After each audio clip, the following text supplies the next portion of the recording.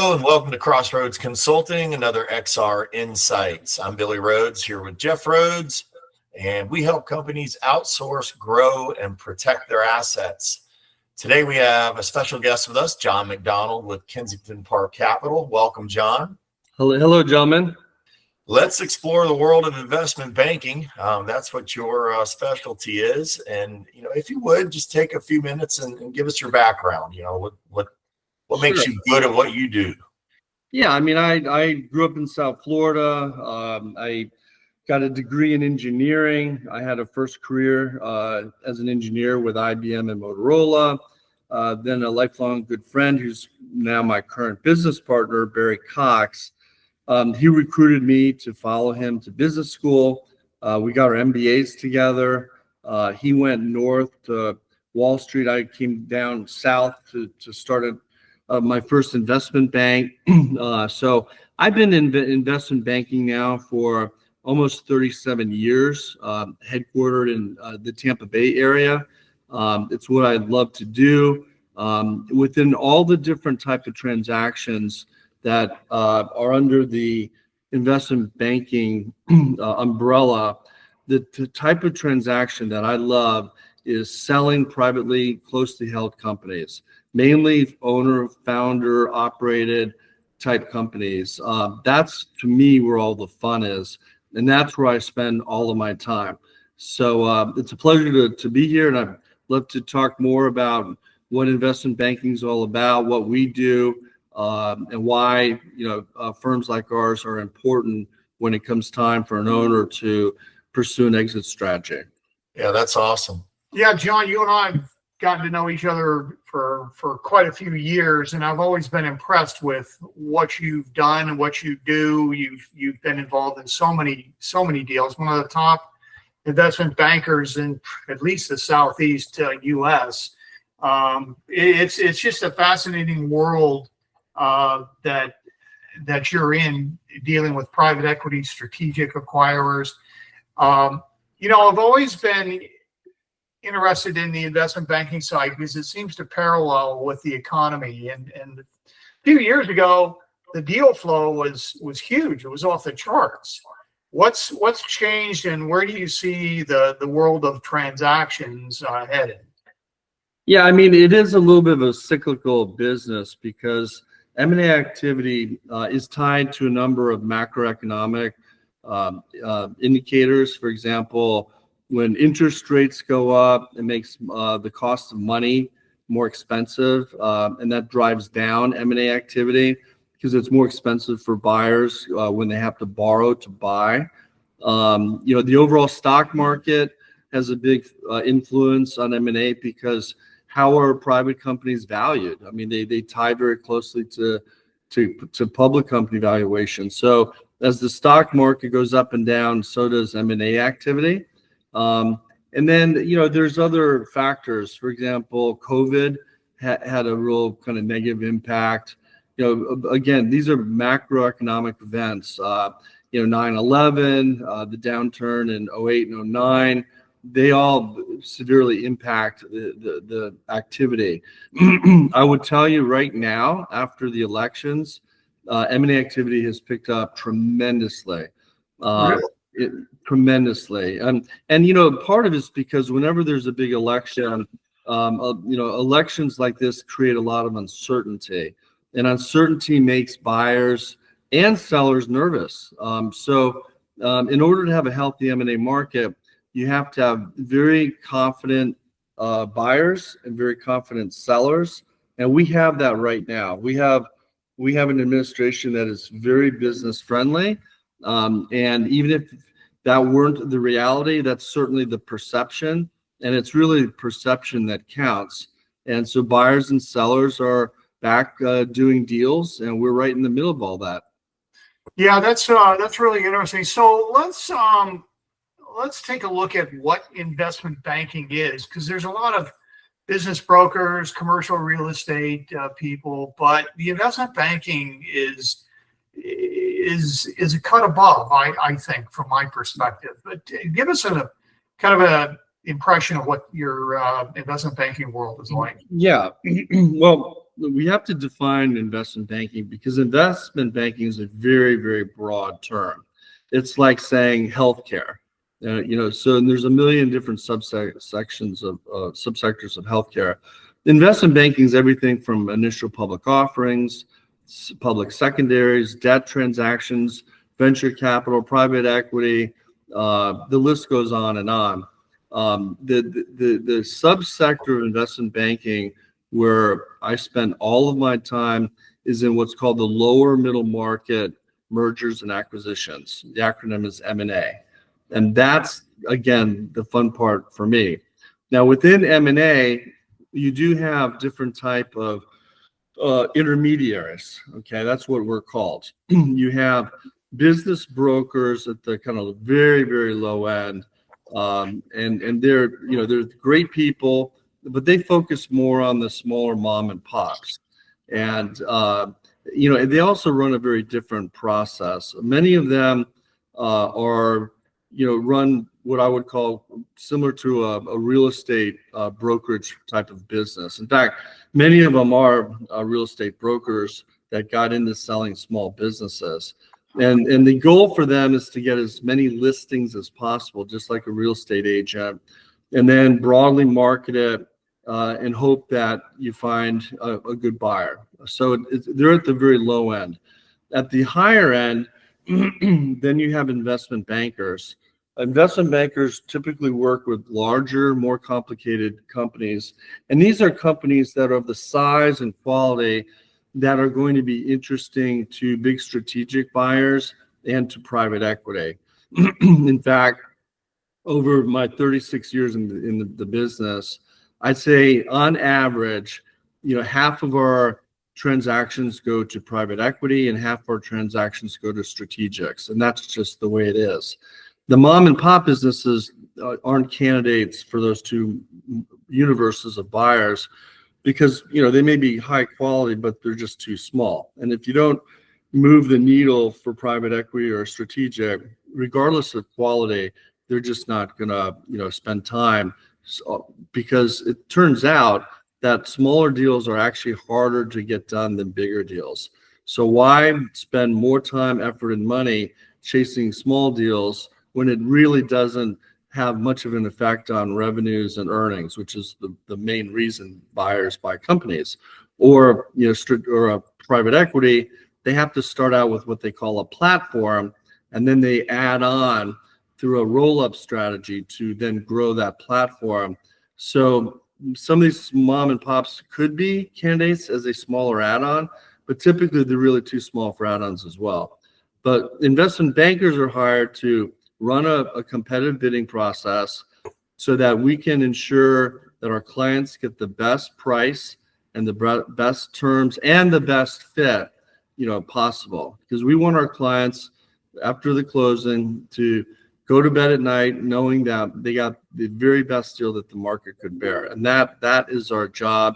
And since we've been doing it for so long, we're pretty good at it. And the proof is, if you take a look at our references, every one of our former clients becomes a reference.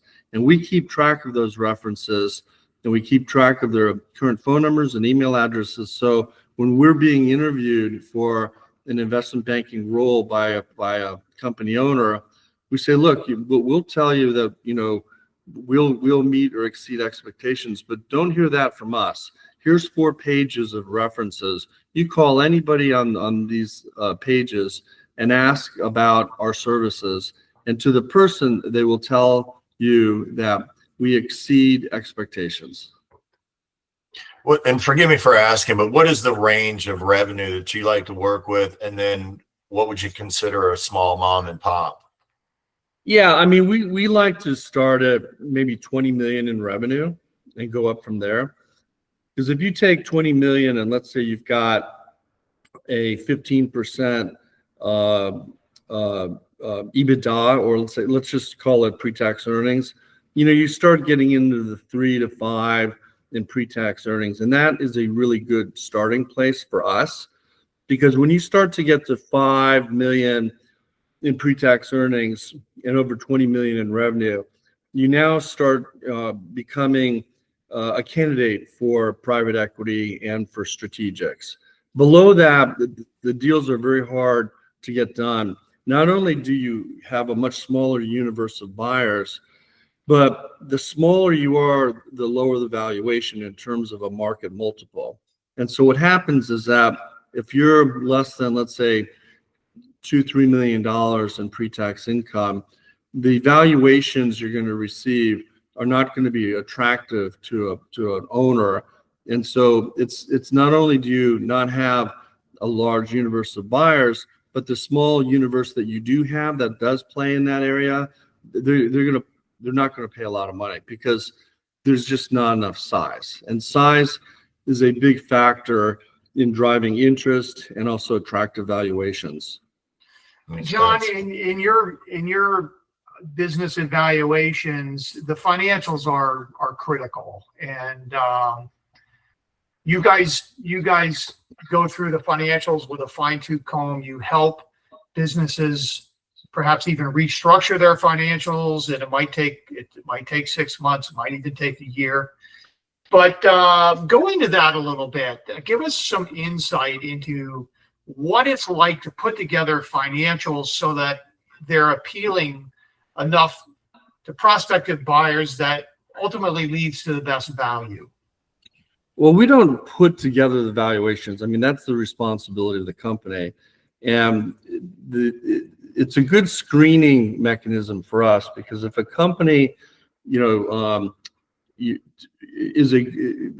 looks like a quality company, and then when we ask for financials as part of our qualification process, and they cannot produce very clean financials, that's a big red flag.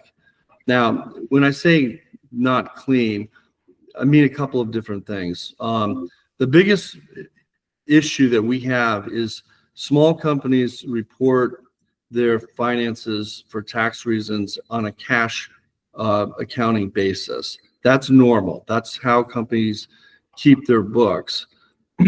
But in the M&A world, we live in a world of accrual accounting. Okay, so there's a big difference. So the first thing that we ask when we're qualifying a prospect is, tell us about your financials. What software program do you use? A lot of them use QuickBooks, which is okay, because QuickBooks does have the capability of presenting the financials both on a cash basis and an accrual basis. But if the company doesn't input the financial data appropriately, sometimes it's not easy to make that cash to accrual conversion. And that's one of the biggest challenges that we see with small companies, is that they're not, accountants for the most part. They typically don't have an in-house CFO. So they're not really educated on the world of accrual accounting. So when they meet investment bankers or they meet buyers on their own, let's say, and the buyer say, we want to see your financials for the last 5 years on an accrual basis, that's where the deal gets hung up. Now, what we do is we'll go in and we'll do everything we can to help them to make that cash to accrual conversion. Sometimes the books are such a mess, it's not possible. And if it's not possible, there's probably not an engagement for us until they hire outside accounting expertise to make that conversion. The other thing that we see a lot with these smaller private firms is that not only do they pay their taxes on a cash basis, but they run a lot of non-business expenses through the company's income statement. And therefore, in order to sell the company, with our help, we have to determine all of those expenses that are being run through the corporate books, and we have to add them back, because our job is to get the highest multiple of earnings as possible. So for every dollar we can add back, the seller is going to enjoy a multiple of that dollar. So there's two main parts to the financial cleanup. One, cash to accrual. Second, the add backs. The quality of earnings then, is that what you mean by the add backs? Well, the quality of earnings, yes, because you want to present the numbers on a normalized basis. What would the financials be if they weren't owned by the seller and it's owned by a new buyer? So it's what we call normalizing. And most buyers, if not all these days, when they after they sign a letter of intent to buy the company, they're going to be granted a period of exclusivity where the company and the investment bank has to stop any further shopping of the transaction. And that's kind of like the down payment. Like in a real estate transaction, there's typically a down payment. In selling companies, the down payment is the buyer under an exclusivity period spends a lot of money on due diligence, financial accounting, business due diligence, risk due diligence, legal due diligence, and that costs a lot of money. And all PEs and most strategics will outsource all of that to their law firm, to their accounting firm, to the risk management firm. So that's the down payment. So during the buyer's financial and accounting due diligence, they will do what's called a quality of earnings analysis. They typically will hire a name accounting firm to come in, and these accounting firms do this routinely, and it's to make sure that the net income, the revenues are being recognized properly, but that the net income is on a truly accrual basis. All of the add backs are real add backs. They're not, pretend add backs.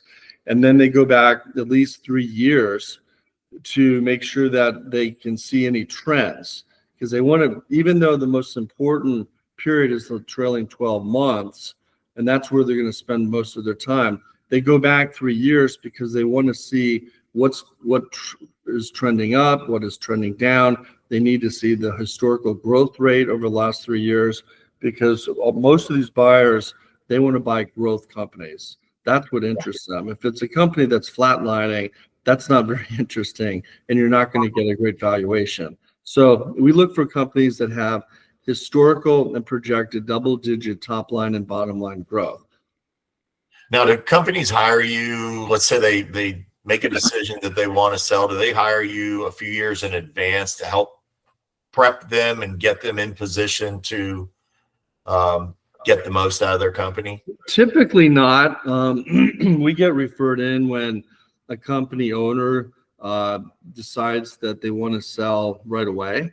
And what usually prompts the desire to sell sooner than later is sometimes it's age related, sometimes it's health related. It's always the case that they don't have a succession plan, like they don't have kids in the business. If they do, they'll just turn the business over to the kids. Most of them that do have kids in the business are pretty scared about what the kids are going to do to the business. Right. So they don't really like that option. But some do, because they want the kids to at least have a chance of running a company and succeeding. But that's we don't see much of that. A lot of times what happens is that these company owners, they get unsolicited interest. And so what happens is when a company reaches a certain size and success, they get on the radar of strategics and private equity, because that's what strategics and private equity does for a living. They're always on the hunt for the next deal. And private equity in particular has raised so many billions of dollars that they have to keep buying and buying and buying. Otherwise, they don't have a job.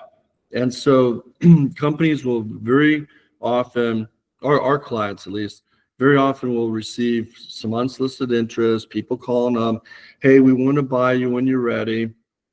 And at some point, some of them will actually get an unsolicited letter of intent or a term sheet or a bid or initial indication, whatever you want to call it.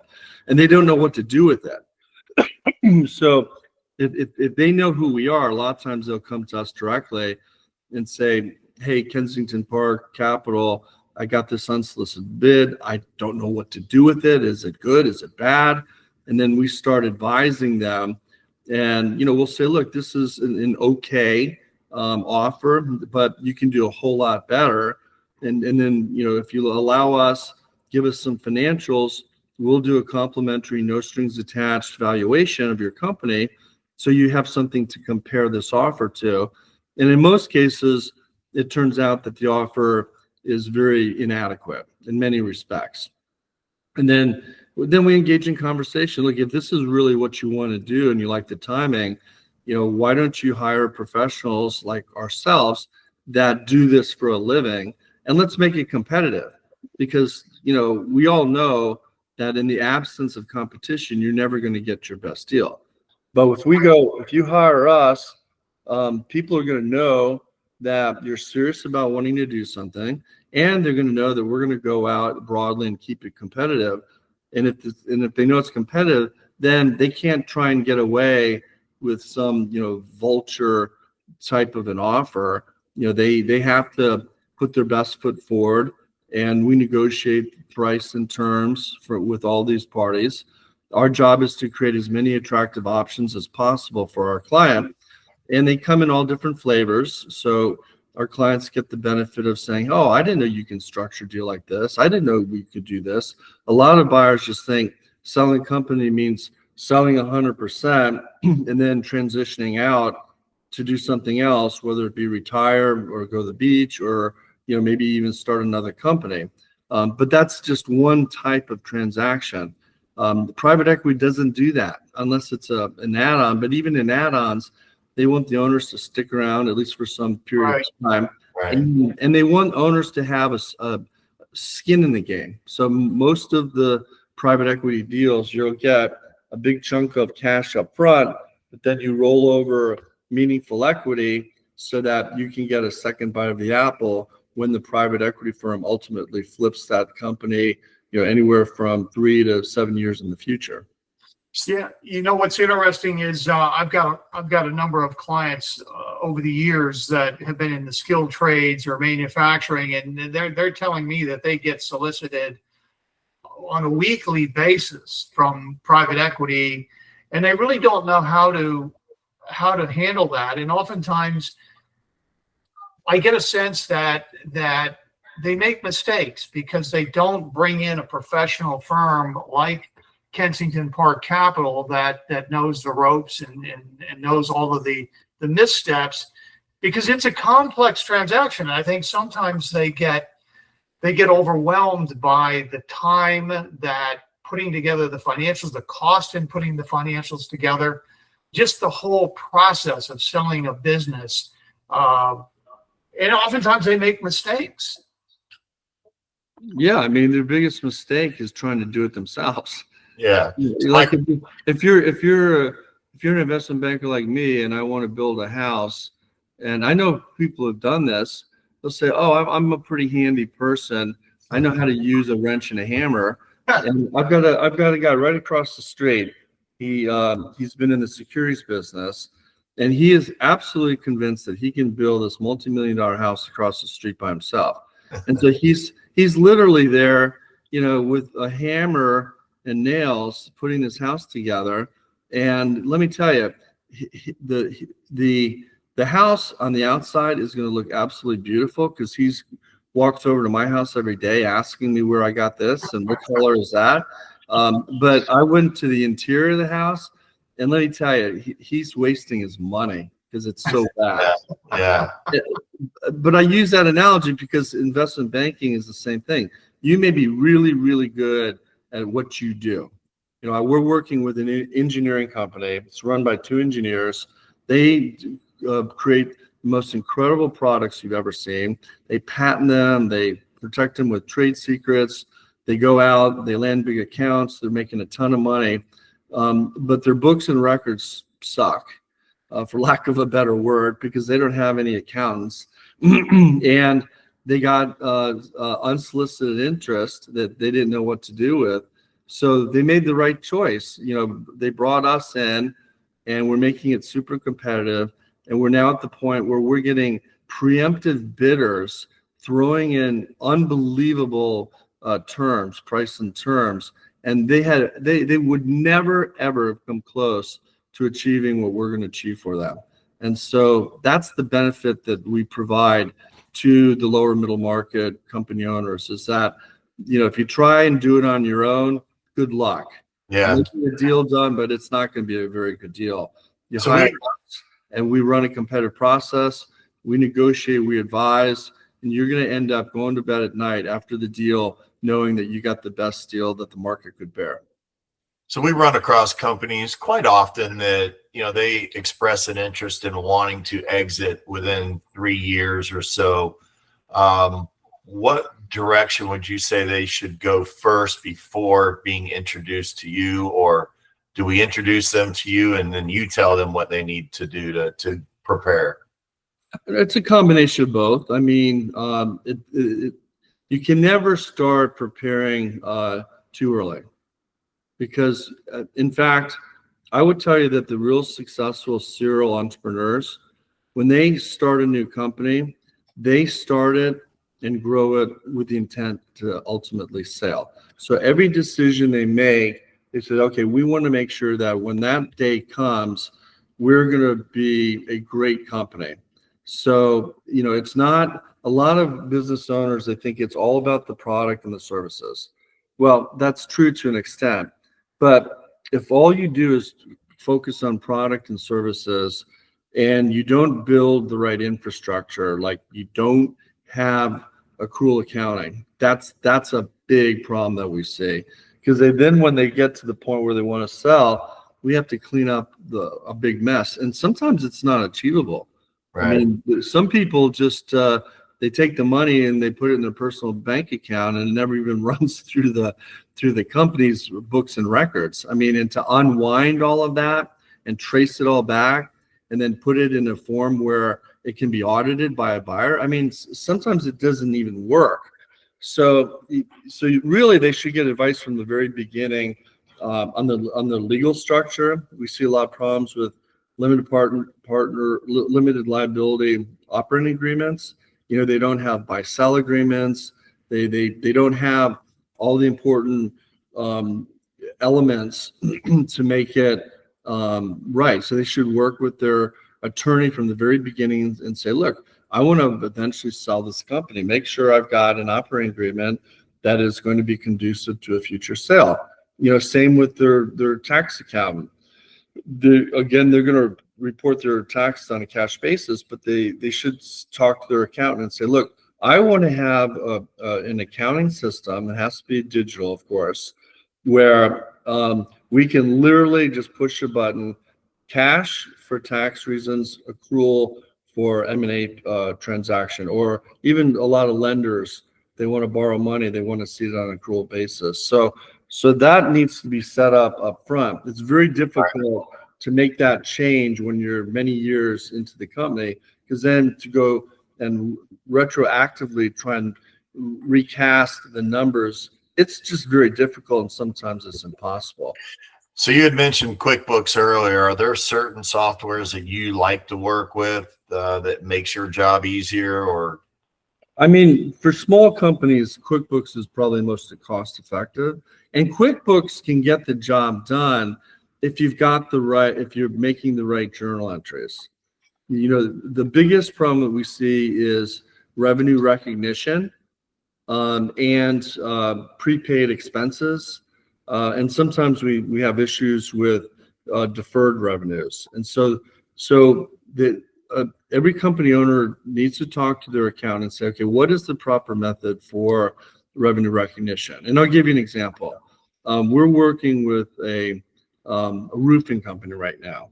And a roofing company, after a hurricane, instead of 4 to 6 weeks, it's more like 8 to 10 weeks to get a job done. So let's say you're in November and December and you're signing up all of this post-hurricane business, but it's not going to be complete until January, February, and March. What they do is they book 100% of the revenues the day they get the order, but they haven't done any work yet. And the whole concept of accrual accounting is the proper matching of revenues with expenses. So here we got a case where you're front loading all the revenue, which inflates earnings for for the current year, and yet you're deferring all of the expenses into next year. Yeah. So that's just a real simplistic example of, if you're not, you can use QuickBooks or anything, but if you're not recognizing revenue and you're not recognizing expenses in the right time periods, then your financials are going to get screwed up really fast. Wow, that's interesting. And of course, the private equity guys, being the buyers, they're going to use every leverage they can to get the price down. What has been your experience and impressions in dealing with the private equity guys? Well, it's not just private equity. Any buyer likes to get a deal, right? Whether you're strategic, if you're going to go buy a car, you're going to want the best deal you can possibly get for the car.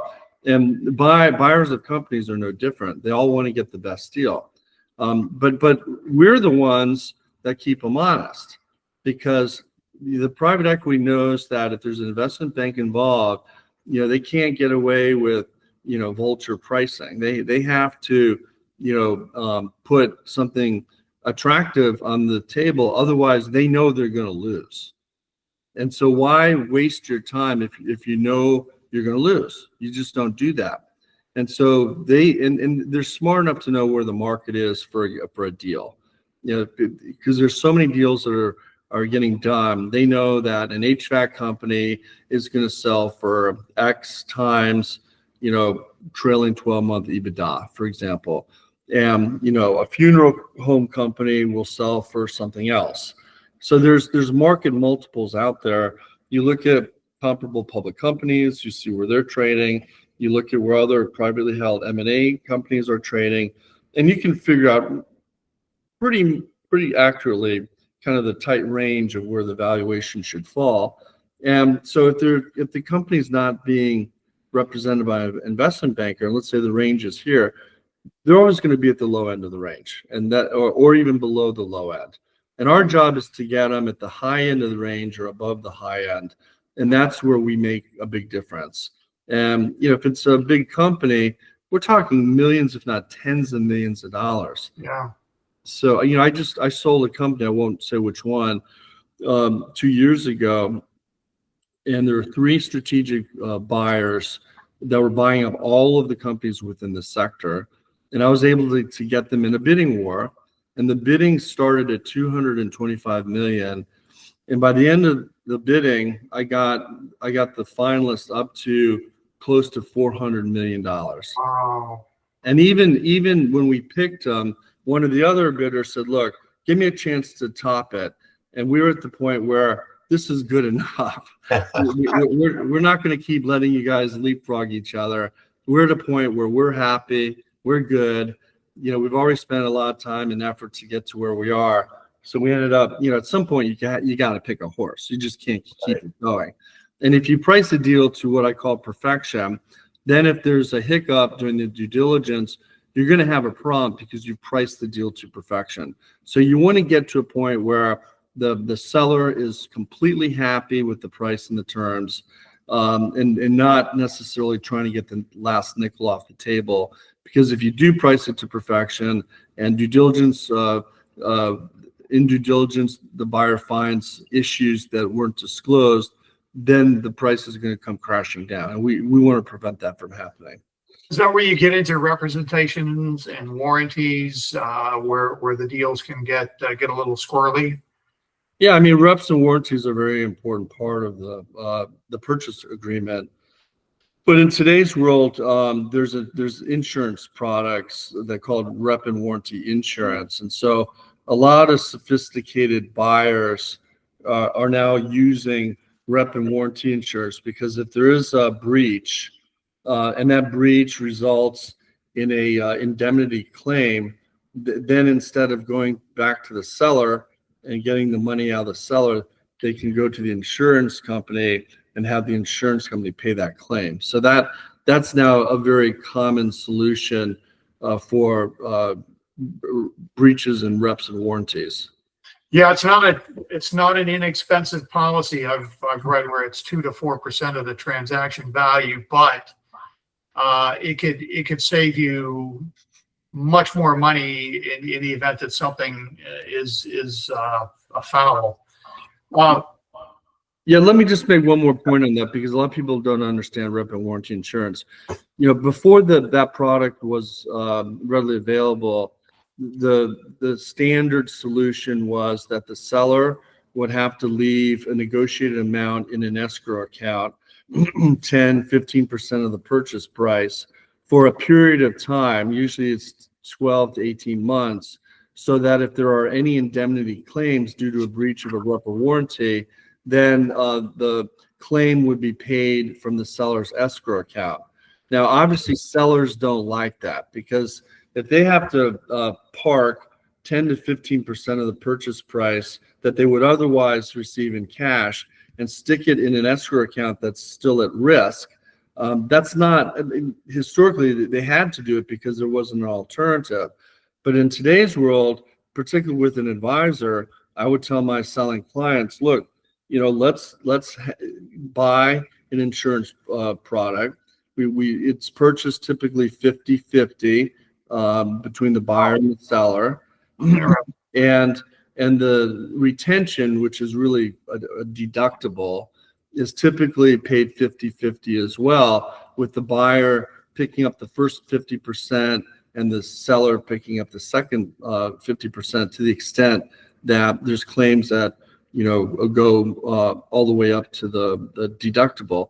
But by having a policy in place, then there's no requirement for an escrow agreement. So that 10 to 15% that otherwise would go into escrow, that cash goes straight to the seller at closing.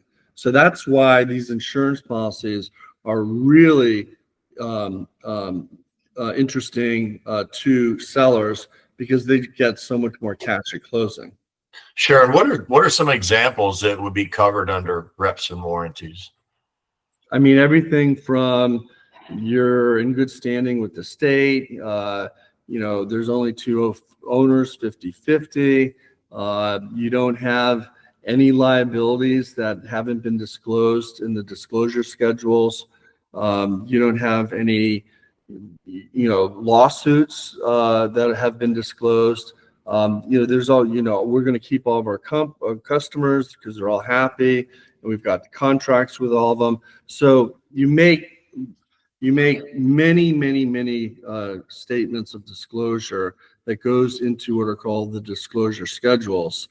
And so if you make a mistake, or you lie about something, or you have a material omission, and that then results in an indemnity claim. Let's say there is a lawsuit that you didn't disclose, and then after closing, the plaintiff, ends up winning, and let's say it's a multi-million-dollar settlement. Well, then the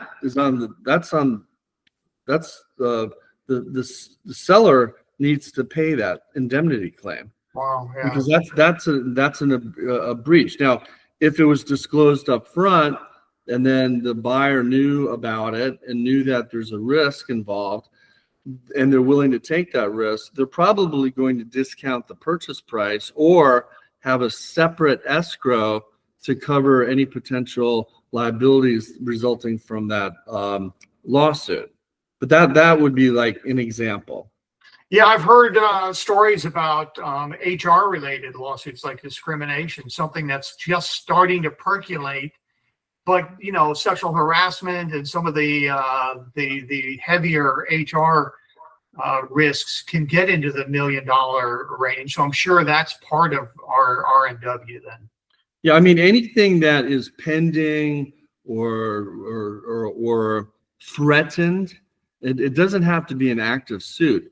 But if the seller knows about it, there's going to be a disclosure in the purchase agreement that says, to the best of my knowledge, if they even agree to that language, usually it's, there are no active, pending, or threatened lawsuits. And then the seller's lawyers will try and water that down by saying, to the best of my knowledge, there are none, which a lot of buyers don't like that language. Right. But then after closing, there is threatened a threatened lawsuit that turns into a real lawsuit that turns into real legal fees, which turns into a settlement, that's where the indemnification kicks in. Well, that's everything. You have a great network of private equity firms and even strategic buyers. You don't shotgun a prospective company, right? You kind of look at private equity as a fit, more strategic. Yes, they have the interest and they have the financial wherewithal, but you also look at who's potentially the best buyer. Yeah, I mean, we try to be efficient. Again, I'm a recovering engineer, right? So engineers are known to like try and be super efficient about everything that we do, and optimize the process.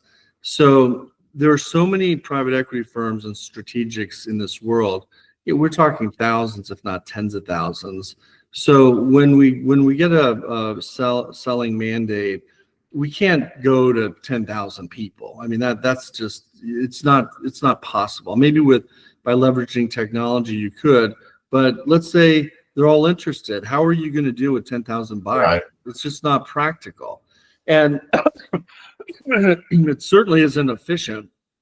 So a good investment banker will say, okay, we need to put together a tight buyers list. And we want it as tight as possible so we don't waste time. Our time, our clients' time, everybody's time. So private equity in particular is really good at kind of publicizing what they are interested in. And so where we start is that let's say XYZ company makes widgets. So we would do our research and we use products like PitchBook, for example, or Cap like you. There's a lot of where we can do filters, and we'll say, okay, we want to know which private equity firms have invested in widget companies, and then that will then greatly narrow down the funnel. And then we also say, okay, which one of these have had successful exit of widget companies, and they've made a lot of money, because those would be really good targets. Oh, interesting. Yeah. That narrows it down even further. And then, if we can't find enough good prospects through that process, we then go back into our data sources, again, like PitchBook, and we'll say which private equity firms have not made investments in widgets, but they have publicized the fact that they're looking to buy a widget company. And so then again, we get some new buyers that way. And we do the same process with strategic buyers. And we keep honing the list until we feel really good about it.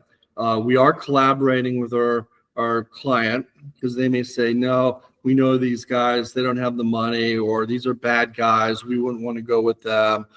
So we get their input as well.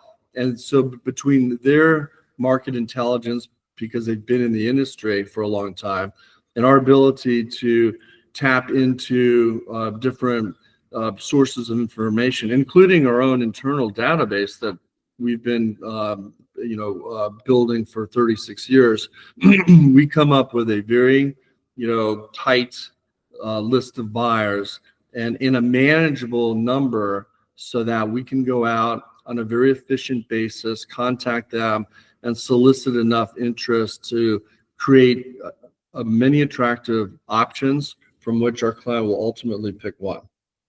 Well, John, it's got to be a good feeling to go through this process with a business owner, especially a family business owner that's had this company 30, 40, 50 years, and to go through this process. It's got to be a good feeling to help them get to a level where they're financially taken care of the rest of their lives and have plenty to leave others.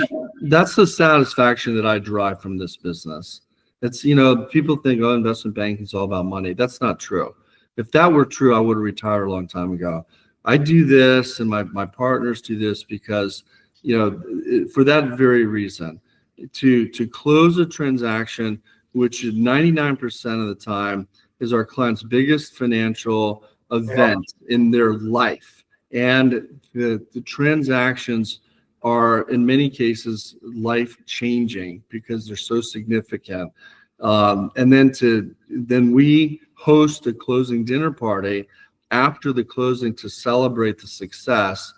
And the emotions from the seller are unbelievable. That's the satisfaction that we derive from what we do. Yeah, that's excellent. That's a fascinating world for sure, and one that's just so important. If you're going to sell a business, you need to take the time and spend the money that's necessary to do it right. And I think a lot of companies may come up short on that. But John, we could talk for hours on this, and I always enjoy talking with you. Always learn some great things about the business world. Any final thoughts that you would like to present?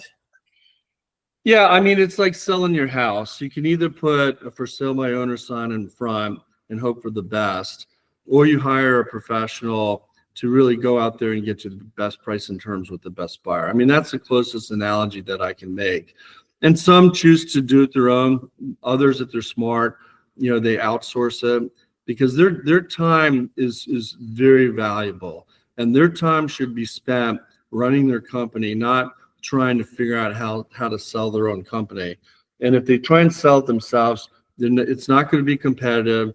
The buying universe will take advantage of them. And so it's like anything. Do you do your own taxes? That's a good question. If you don't do your own taxes and you hire it out, there's a reason you hire somebody.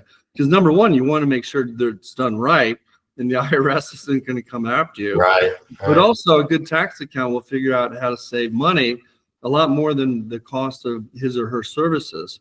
This is no different. If someone files a lawsuit against you, are you going to defend yourself, or are you going to hire a lawyer? It's exactly the same. Right. It is a very specialized knowledge base and experience base to sell a company the right way. And if you try and skimp and do it yourself, you're not going to end up with the best outcome. That's the best because otherwise we wouldn't be in business. Accountants wouldn't be in business. Lawyers wouldn't be in business. These are specialty services that protect clients and make sure they get the absolute best outcomes. Well, John, thank you very much. That was excellent. This has been a fantastic conversation, and thank you. Hope everybody has enjoyed this conversation. We're Crossroads Consulting, Jeff and Billy Rhodes, where we help companies outsource, grow, and protect their assets. John, thank you again. Thank you for inviting me. Thank you. Enjoyed it very much. Have a great day. Once again, we are Crossroads Consulting. I'm Jeff. He's Billy. We're available to talk to you about any issues that come up with regards to your business. Our business model is to help you find solutions. There's no cost, there's no obligation to talk to us. You've seen some of the interviews that we've done. We have a lot of resources that we can bring to the table. We welcome you the opportunity to talk to you about your business and some of the challenges that you're facing now. We'll do our best to find the solutions. Again, there's no cost, no obligation.